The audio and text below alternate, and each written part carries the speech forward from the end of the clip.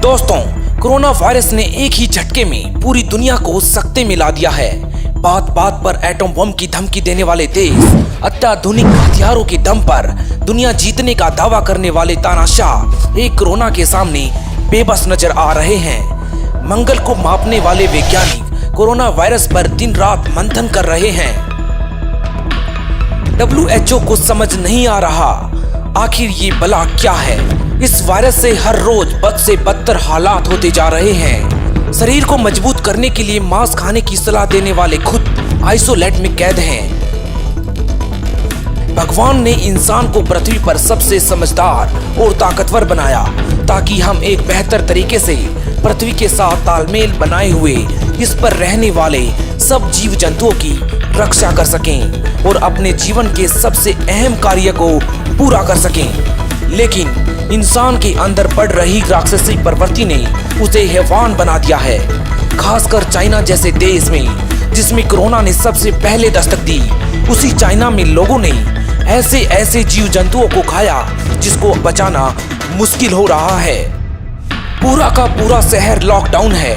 Wuhan शहर के लोगों की चीख पूरे विश्व में गूंज रही है।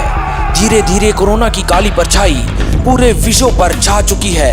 अकेले भारत में 200 से ज्यादा लोग संक्रमित हो चुके हैं।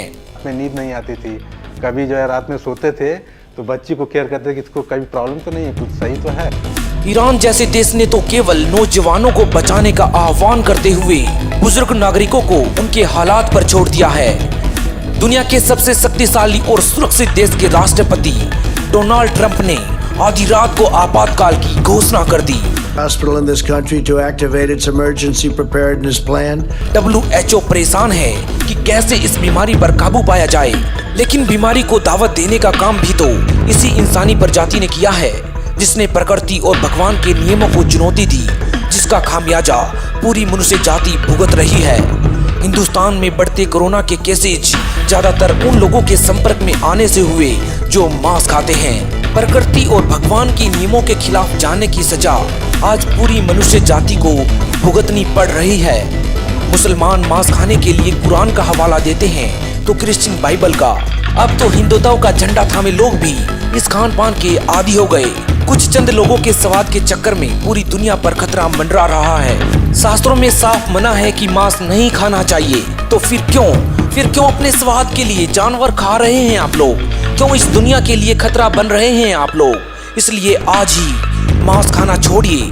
पूरी दुनिया में अमन और शांति के लिए भगवान से प्रार्थना कीजिए और भगवान के नियमों में रहते हुए इस पृथ्वी पर मानव जाति के साथ साथ जीव को सुरक्षित रखने में अपनी भागीदारी निभाएं। धन्यवाद दोस्तों।